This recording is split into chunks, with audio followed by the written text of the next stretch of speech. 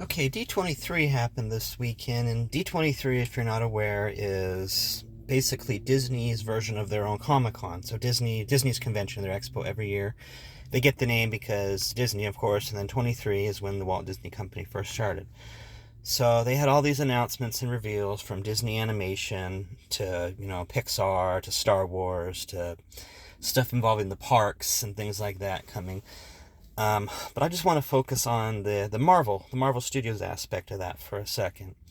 Now there was some buzz, and yet we were going to get our first our Fantastic Forecast this weekend, which unfortunately we did not. We did get the director confirmed, Matt Shakman, who also helmed WandaVision in its entirety. So all 9 episodes of that, he did that. So he's already been kind of experienced with Marvel Studios and their projects. And WandaVision was probably one of the best of the Disney Plus shows, if not the best, as of right now. We didn't get the cast. And then originally John Watts, who did the 3 Spider-Man films for Marvel Studios and Sony in conjunction, was supposed to direct that, but he bounced off of that because he's going to do Skeleton Crew, which is a Star Wars show for Disney Plus with Jude Law. So that was somewhat of a disappointment. I mean, in due time, we'll find out who these people are. Who's our Reed Richards, Sue Storm, Human Torch, and The Thing. And then they showed that some of this stuff was only available to people that were actually at the event. They didn't release every trailer online. Like the Black Panther trailer they apparently put out was not released to the public, at least not yet. I think it'll be soon. We'll get our second trailer for that. They talked about Loki, which they just announced that Ke Huy Quan, who you might remember was Short Round in Indiana Jones and the Temple of Doom, and then he was in the Goonies, and then most recently he made an acting comeback in Everything Everywhere All at Once with Michelle Yeoh, which is, it's a mind-boggling, it's a great film, but it's an acid trip. He was just in that, made his acting comeback after 20-something years. So he's been announced to be joining Loki Season 2.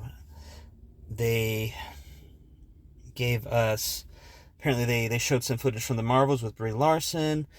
Reconfirmed Armor Wars is coming with Don Cheadle, which in the comics, that was originally an Iron Man story, not a War Machine story, which... Given the MCU right now, they can't do that because Tony Stark's obviously not around.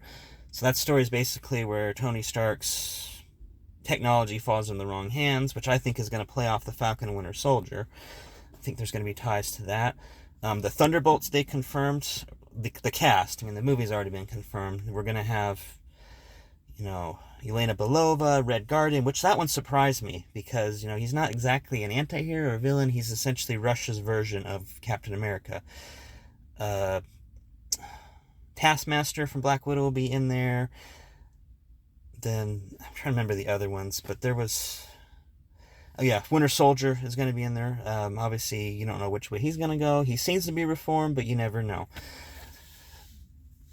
Then they... The other thing that they talked about, what was it? With Marvel, I can't remember. Some other Disney Plus stuff. Then I think there's, oh, that's right, it was the more details on the Captain America 4, the New World Order with Anthony Mackie, who's now taken over the role from Steve Rogers from Chris Evans. They confirmed the villain, which, surprised me that we are going to be getting the leader. The leader, if you don't know, is, I think he's more likely usually associated with Incredible Hulk, but he's that green guy, and he has the big elongated forehead. We got him back in 2008, back in The Incredible Hulk, played by Tim Blake Nelson, who's an awesome actor. Like, everything he's in. I remember him in Holes. He was just recently in Old Henry for Shout Factory, one of their original films. So he was in that 2008 Hulk film, Samuel Stearns. He was the professor they went to visit, and then, there's the accident when they're trying to, and then, it shows the thing in his head, just pulsating, and he just disappeared out of the MCU over the last 15 years. They've confirmed he will be back in the new Captain America movie as the main villain. They also confirmed that Joaquin Torres will be the new Falcon in this movie, and he's different than the Falcon that we've had with Sam Wilson, as he actually has, feathered elbows. There was he was kidnapped in the comics. There was an experiment, so he actually grew Falcon wings. Now, given that the leader is in this movie, I'm wondering if that's what we're getting in this movie. He's not just going to have, the mechanical suit that, Sam Wilson always wore. I think we're getting that because, the leader likes to experiment on people. So anyway, yeah, I swear there's something else I'm forgetting. But yeah, Marvel Studios panel was a little bit of a letdown. Not terrible. I was expecting more. Obviously, the Fantastic Forecast. I was expecting a Shang-Chi announcement, title, maybe release date, because we know that's coming. And then I was expecting maybe Eternals 2 to be announced. And then any other thing that they've got, Disney Plus projects. We were all expecting maybe Season 2 of Moon Knight to be greenlit. That didn't happen. More details on Blade. We didn't get that, which that's coming next year, supposedly. So yeah, we'll just have to wait and see.